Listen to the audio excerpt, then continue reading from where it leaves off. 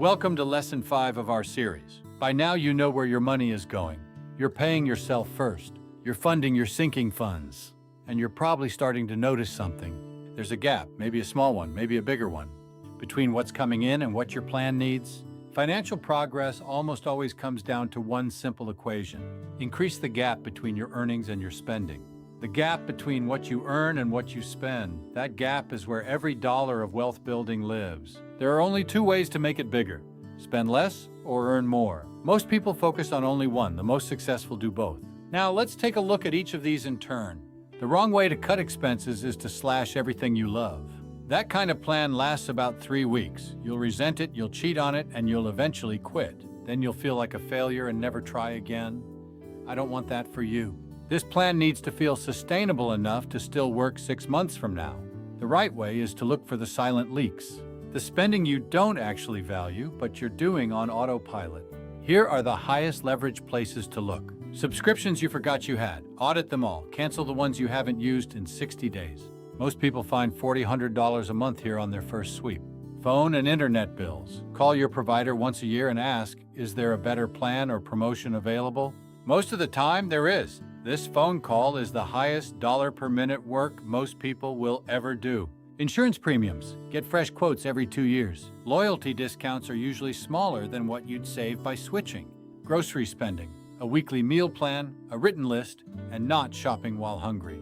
Routinely cut a grocery bill by 20-30%. Dining out. Most people are stunned when they total this category. Not because they're reckless, but because convenience spending adds up quietly over time. You don't have to give it up. Just be intentional about it. And on the topic of saving money on things you do buy, there's never been a better time to use coupons. The old image of clipping paper coupons from the Sunday paper is gone. Today it's almost all digital.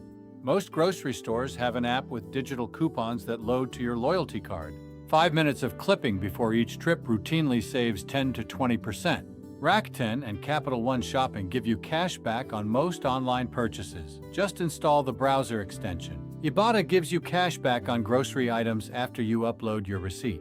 Honey automatically tests coupon codes at checkout. RetailMeNot and Coupons.com aggregate codes for almost every store. Don't think of these as nickel and dime stuff. Used consistently, the digital coupon and cashback tools above can return $30, $100 a month for very little effort. Over a year, that's a fully funded sinking fund or a meaningful debt paydown.